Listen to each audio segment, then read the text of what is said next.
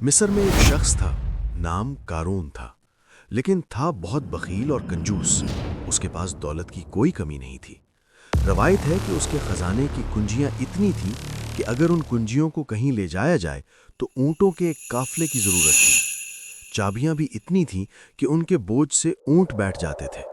لیکن وہ اپنا خزانہ غریبوں اور محتاجوں پر خرچ نہیں کرتا تھا، نہ بھوکوں کو کھانا کھلاتا، نہ کسی کو تن ڈھانکنے کے لیے کپڑے پہناتا۔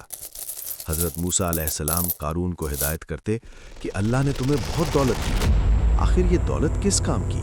یہ دولت تو دنیا میں رہ جانے والی ہے، اللہ کے نام پر غریبوں اور محتاجوں کو دو۔ قارون جواب دیتا کہ یہ دولت تو میں نے اپنی عقل سے پیدا کی ہے، یہ میری مرضی ہے کہ میں کسی کو نہ دوں۔ حضرت موسیٰ علیہ السلام کہتے کہ اپنے مال میں سے زکوٰۃ ہی نکال، اس میں غریبوں کا بھلا ہوگا، تمہیں دعائیں دیں گے، خدا تم سے راضی ہوگا۔ قارون کہتا کہ اگر میں اپنے مال میں سے زکوٰۃ نکالوں تو خدا مجھے اس کے بدلے میں کیا دے گا؟ موسیٰ علیہ السلام نے فرمایا کہ تیری آخرت سنور جائے گی۔ وہ موسیٰ پر الزام لگایا کرتا تھا کہ موسیٰ میری دولت چھیننا چاہتا ہے۔ صرف یہی نہیں بلکہ حضرت موسیٰ علیہ السلام کی پاک بازی پر بھی دھبا لگاتا اور بہتان باندھتا تھا۔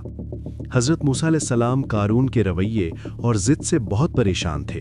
انہیں یقین ہو چکا تھا کہ قارون کبھی بھی راہ راست پر نہیں آئے گا، بلکہ الٹا حضرت موسیٰ علیہ السلام کو بدنام کرنا شروع کیا اور تکلیفیں پہنچایا کرتا تھا۔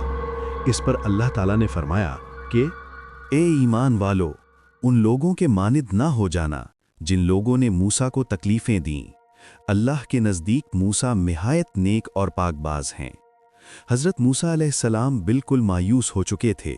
انہوں نے اللہ سے فریاد کی تو اللہ نے موسیٰ علیہ السلام سے فرمایا کہ اپنا عصا زمین پر مارو۔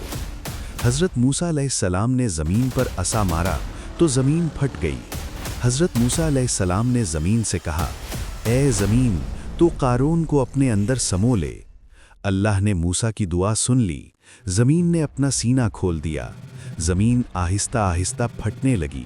قارون ایک ہی بات دہراتا رہا کہ موسیٰ میری دولت پر قبضہ جمانا چاہتا ہے۔ پھر موسیٰ نے فرمایا، اے زمین، اس کی دولت کو بھی اپنے اندر سمو لے۔ قارون اپنی دولت سمیت ڈھیروں مٹی تلے چلا گیا۔ نہ وہ رہا نہ اس کی دولت، اس کے شاندار محل کے آثار بھی مٹ گئے۔